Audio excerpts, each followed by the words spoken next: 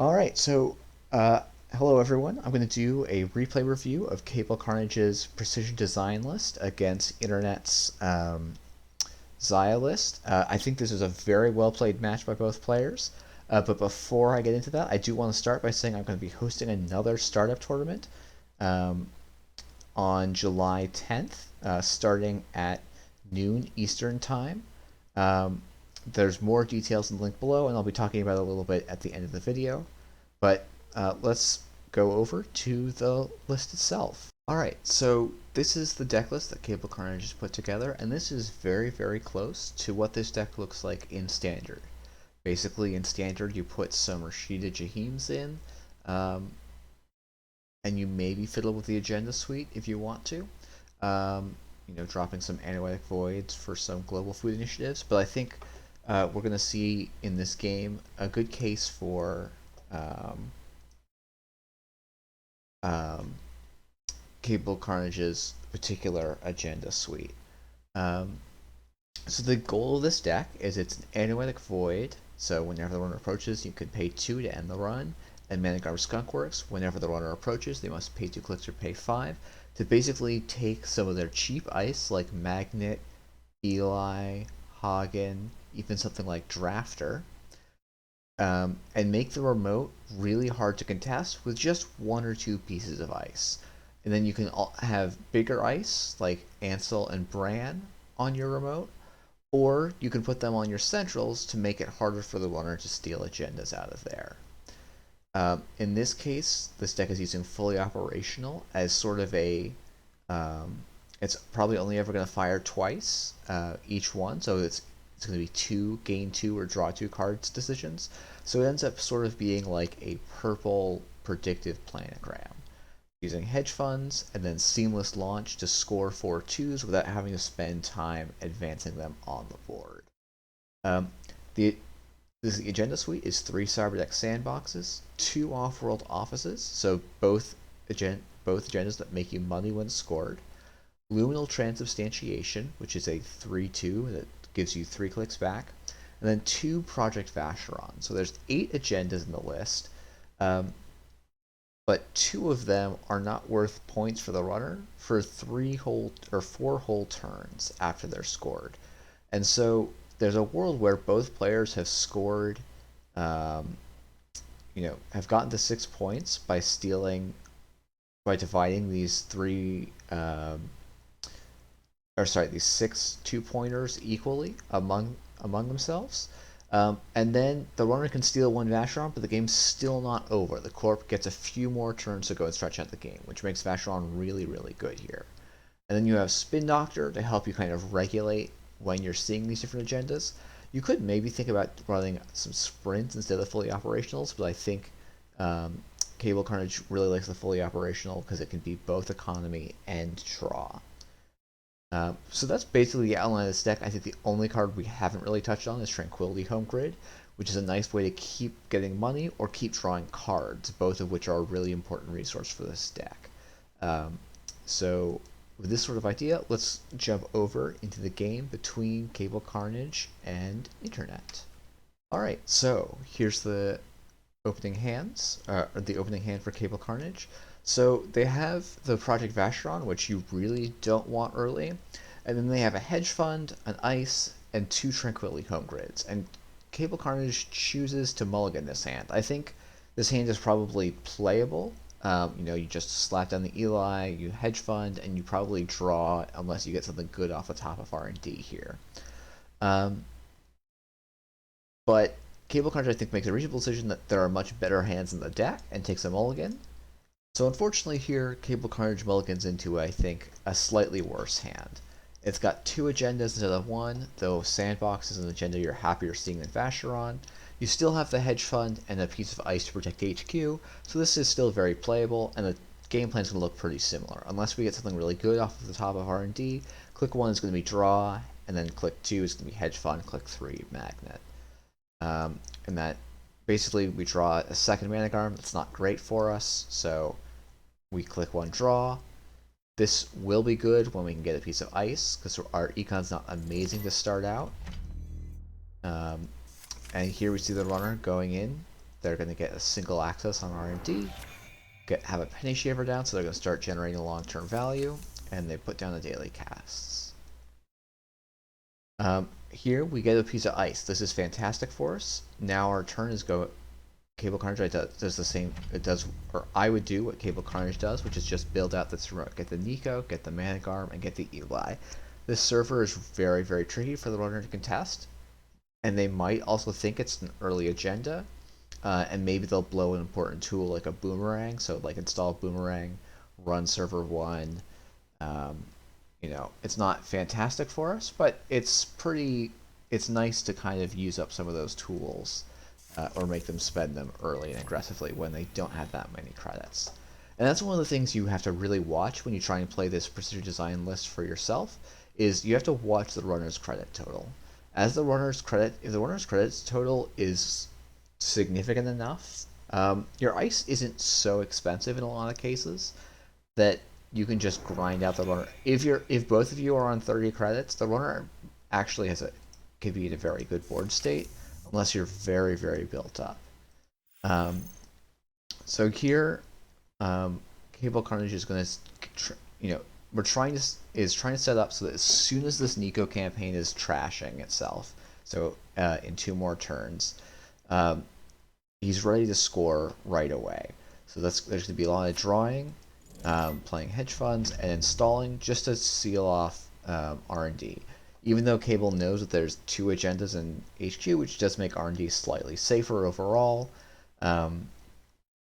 you definitely want to lock this down early, because Leech and Penny Shaver credit is a lot of value to add to a single access, and then Zaya would add an extra $1 in there, which is pretty significant. I'm honestly a little confused by this Cleaver install. It ends up, it's right because of this Eli, but I don't think Zion knows the Eli is... Actually, Zion may have seen the Eli in R&D at some point and just assumed that's what this was. That's actually almost certainly what it is. This is the second time I've tried to look at this replay to make a review, and that flummoxed me the first time, but I think this play makes a lot of sense. If we had a click left, which we don't because we're trying to avoid the first subroutine on brand firing, you could maybe go after this server 1 and use up some of the momentum gain that the Nico campaign is generating. But we're back to Cable now, and again, our goal is next turn we want to be ready to score one of these Cyberdeck sandboxes, so we need to start drawing so we can find Anoetic Void, so that we can have cards to trash to Anoetic Void, and again, plan to score on turn threaten the score on turn 5. So we want to get the Anoetic Void in with time to spare. And here the runner's making a really smart, aggressive run, right? They want us to not have a lot of credits as the corp. And we have 2 agendas in HQ, so we sort of have to defend ourselves. And I think it would be fairly reasonable for the runner to go after server 1 here. It's not great to trash a Nico on his last legs, but if you could clear out the Anoetic Void and the Manic Arm Skunkworks, I think they'd be in a very good spot. And making the corp pre-res their ice would give the runner more information about which tools they need. But I think Internet goes for a line that makes a lot of sense. If we're not looking at their hand, these are both cards you want down early so that you can get some value out of them. But I do think if we're thinking about maybe major turning points, not running here ends up seeming like one of the big ones, because if Cable Carnage only has to discard like a Manic Arm and probably the Hagen next turn, potentially if Zaya draws their Code Gate Breaker with the Class Act, they're going to see 3 cards for free basically at the start of the turn. Things could get pretty dicey pretty quick. So we draw a Luminal Transubstantiation, but here, which is kind of a bummer for us, we're hoping that we could be lowering the agenda density in HQ rather than increasing it. But we're seeing the Cyberdeck Sandbox installed. The Eli is only going to get broken for 1 credit the first time, and then 3 credits the second time, which is not a lot. So we definitely want to shore it up some more. And we have to hard advance the Sandbox, which is a big deal. So something to note here, right, is and for people that feel like, oh, how do I beat this corp?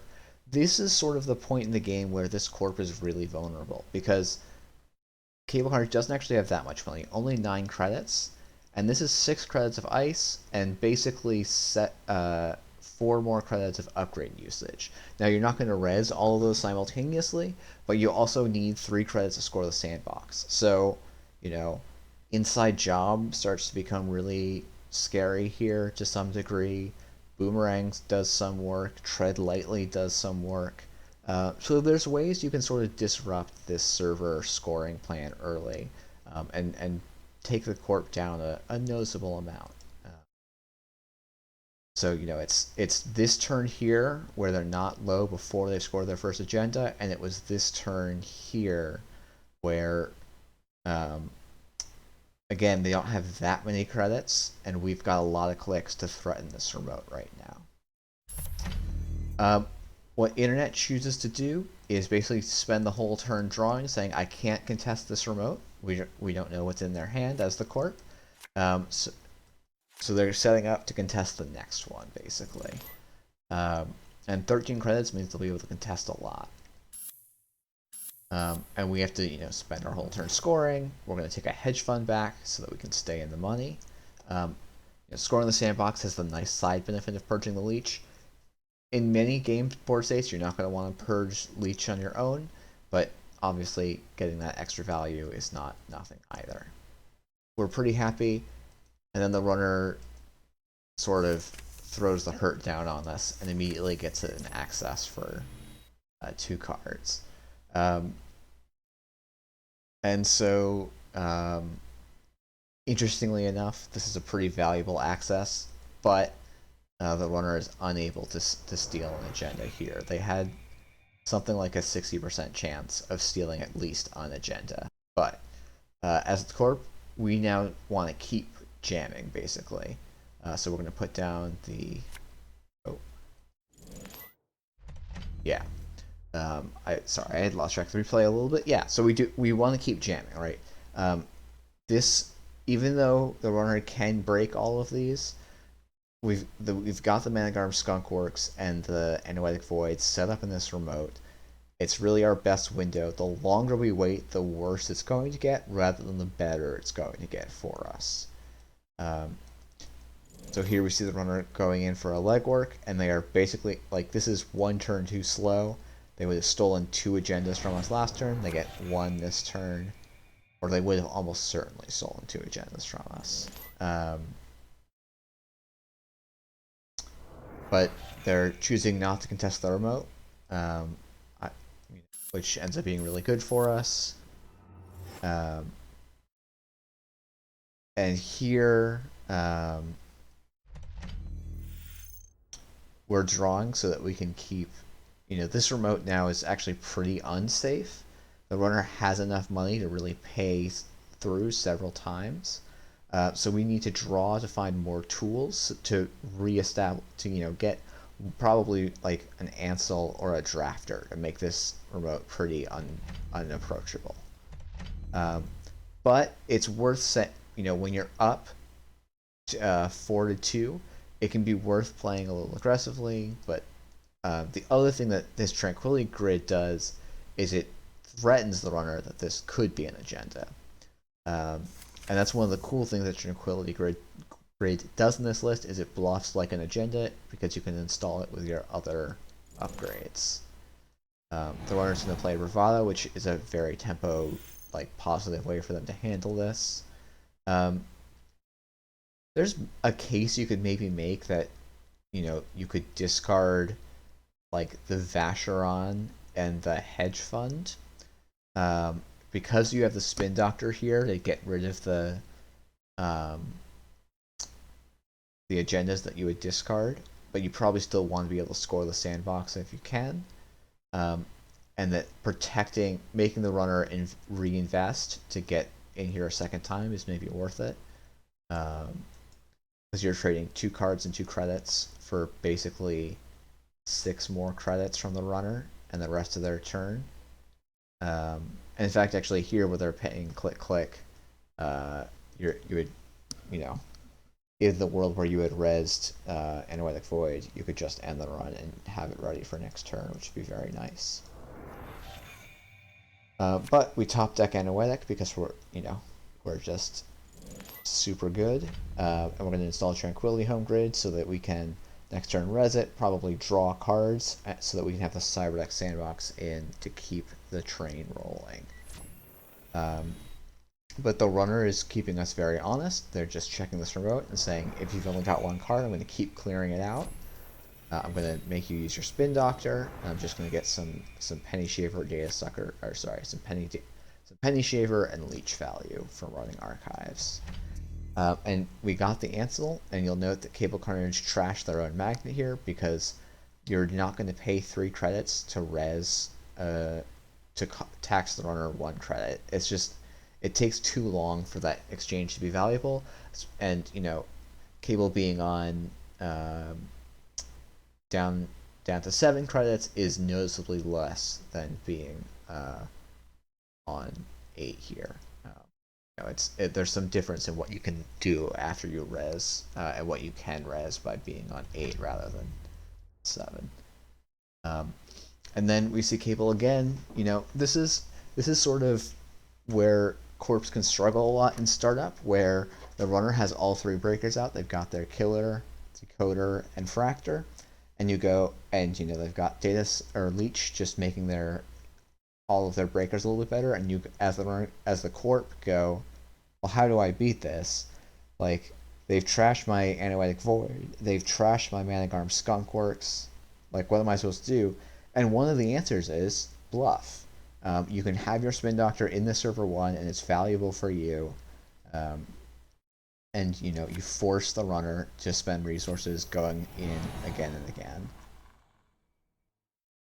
Here again, the runner's accessing 2 cards in HQ with 2 agendas and 2 non-agendas. They're going to get 1 agenda and the Hagen, so we got really lucky there. The Anoetic Void would also have been a bad hit for us as the Corp. And then, yeah, they actually go and check the road. It's not that expensive, and we can't res because we spent credits resing the Drafter. So we're just going to take the turn, Purge, which is basically spend 3 clicks, get 4 credits, which is the best econ we can generate at the moment. And that's the reason it's being done, not because it does, as a side benefit, manage the Leech, but it's really because of Cyberdeck Sandbox's text. And so now we see the runner do, some really kind of, I think, smart, aggressive runs. Again, we managed to keep the Vacheron away from them. And so, we want to get this Anoetic Void probably in the remote relatively quickly, so that we can protect it. At least that's probably what I would have done, but I think Cable says, well, until I have an agenda, the runner's just going and clearing this out, and it costs them 1 credit and 1 Leech counter. And they can break an Ansel once, so it's probably worth more to not sack cards to having the Anoetic Void, just rely on the fact that I have a large hand size, and sort of go from there.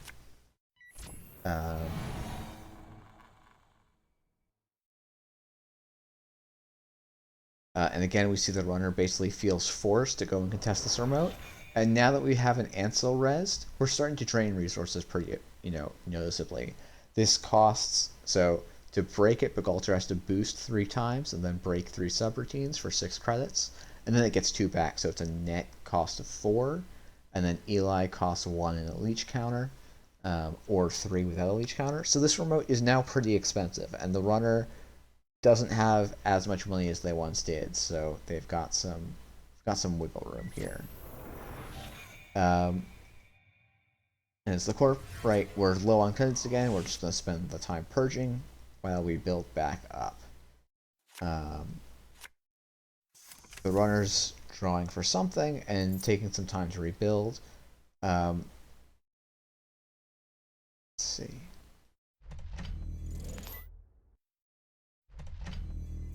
So this turn is interesting to me. I would myself probably have iced archives just to make the leech data sucker rig, you know, cleaver, buzzsaw, Begalter, leech rig just a little bit less effective.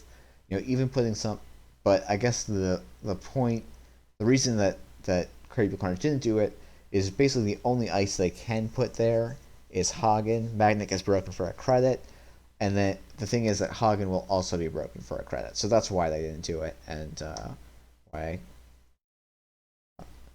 Cable Carnage is doing well in tournaments while I am just commentating on them. So instead, you know, Cable Carnage is setting up to build some more.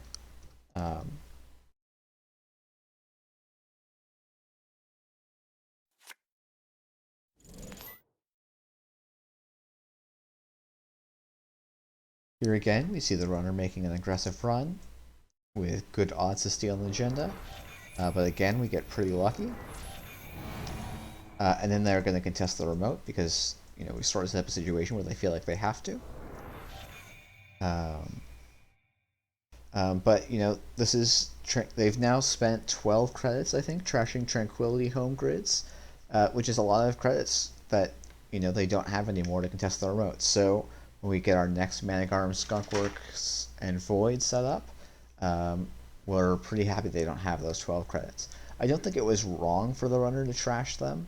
I think the Tranquility home grid really makes this deck quite strong, because it basically, having extra draw and extra credits is a big deal, because this deck does, most of its credit gain is on agendas, as I mentioned during the sort of pre-gameplay portion. But now we've got this nice taxing server. You know, the runner has to run archive twice to even break these Elis efficiently now. So we can sort of set up to start scoring with just the Analytic Void without the Manigarm Skunkworks. Like, one way to think about Manigarm Skunkworks is it's a 2-cost piece of ice that you don't have to worry about install ordering on. You know, it's basically a 2-cost Eli or something. And so once you've built up the remote enough, you can go with just the Analytic Void. But in the early game, you could use the Analytic Void and Manigarm as a really cheap sort of universal anti-breaker sort of thing. And here the runner's just building up. You know, and as the corp, we're quite happy. We get to score, and we get to stay sort of tempo positive here. And here we see another legwork come through. And I think this one does get the Vacheron, which is pretty likely. But this is where it's really nice, because as the corp, we're now on a 4-turn clock, but there's only 12 cards left in our deck, and there are there's one more Off-World Office and one more Vacheron, and server 1 is looking pretty safe. So now both players are racing to see who can find the next agenda first, because whoever finds the next agenda probably wins the game. And actually, as the runner, I would definitely be interested in just running R&D here, you know, spending 4 credits just to make sure this top card isn't an agenda. So you spend 2 leech counters to bring this down to 4, 2 to boost Cleaver up 1, and then 2 to break all of the subs.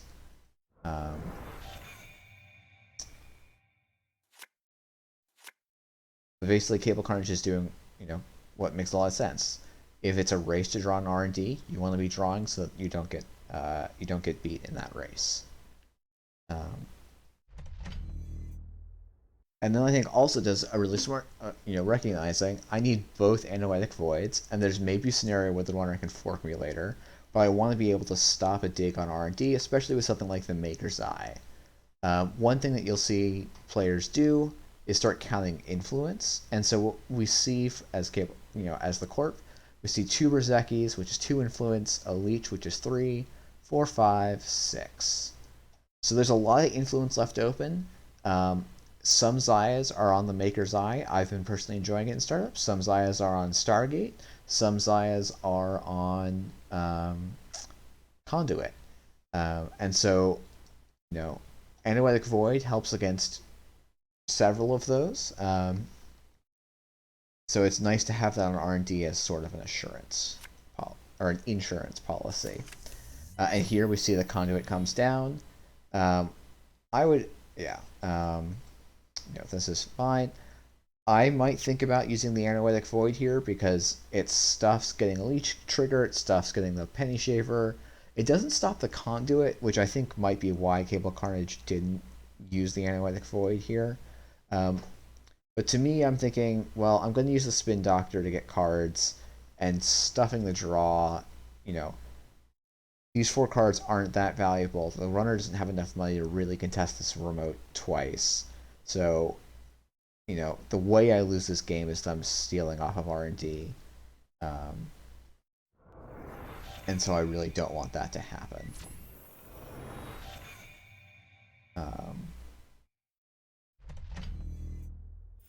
But, doing the smart play here, drawing more, and again, yeah, using this fully off to draw even more.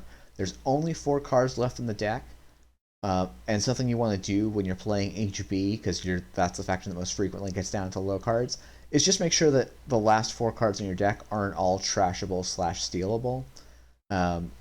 It's an exercise that has cost me games or won me games when my opponent didn't realize. But because we got the agenda with 1 click to spare, we get to put it in server 1, and the runner just doesn't have the economy to get in here twice, or 3 times, which is how many times we can dump stuff into archives. They would need either a bunch of leech counters or just a lot more money than they have, because getting through Ansel the first time is 4, getting through the second time is 6 more, and that's a lot. So instead, what we're going to see is the runner is going to deep dig on server 1, or is going to try and contest server 1, and then it's going to contest it's going to try and run R&D. But if you're following along in the chat, we'll see that Internet points out it doesn't matter, because unless this was the Vacheron with a double seamless, which you actually know it's not, because oh no, it could be, I guess. There's not 2 seamlesses in the bin. Basically, any agenda here wins the game. If it's double seamless to score a Vacheron, the runner can steal whatever agenda is left, because basically, there's only 8 agendas in Cable Carnage's deck, and whoever gets those 8 agendas first wins, but the Vacheron up here doesn't count until 4 turns after it's scored, which is a lot. And so, Internet gets to the Vacheron, they've got 4 agendas, they would win the game, but they got them a little bit too slowly. And so that's the game. And this is sort of the power of this precision design list. If Cable Carnage wasn't able to get in on turn 8 here, or sorry, if Internet doesn't go and clear out the remote on turn 8, then, if they're too slow to do this, we're just jamming and we're at 6 points, and it's very, very hard for the runner to get back when they're down 6-2. But we saw, even with this aggressive Zaya pressure, you're able to keep putting stuff in the remote, able to threaten out, force the runner to keep going through your, somewhat expensive remote, trash your expensive assets and upgrades, and get out a win. I think, something I did as an exercise is I sort of counted how many accesses Internet got, and Internet got 21 random accesses on R&D and HQ, which is enough in most games to win. And as I commented several times throughout, Cable Carnage got pretty lucky with misses. So if you're looking for how to beat precision design, if you play like Internet did here, you'll actually win pretty frequently. You'll win probably about half the time, maybe even a little bit more. So I think Internet played a very good game here, and I think so did Cable Carnage, which is why I wanted to highlight this replay in particular. So as I called it in the video, this is what I think is the best deck in the startup format. But if you want to prove me wrong or try out yourself in a tournament setting, I'm going to be hosting another startup tournament on July 10th. It's going to have the standard Nisei startup prize kit, so it's a double-sided Zaya and Lat and a double-sided Built to Last and Precision Design. And then it also has full bleed art legwork or jailbreaks and full bleed send messages. And then I'm also going to throw in a playset of Sure Gambles to the first, I think. I'll have to see how many I have, but the good first chunk of people, at least the top half, most likely everyone, if the play count is similar to what I had for the last startup tournament. So once again, that's July 10th.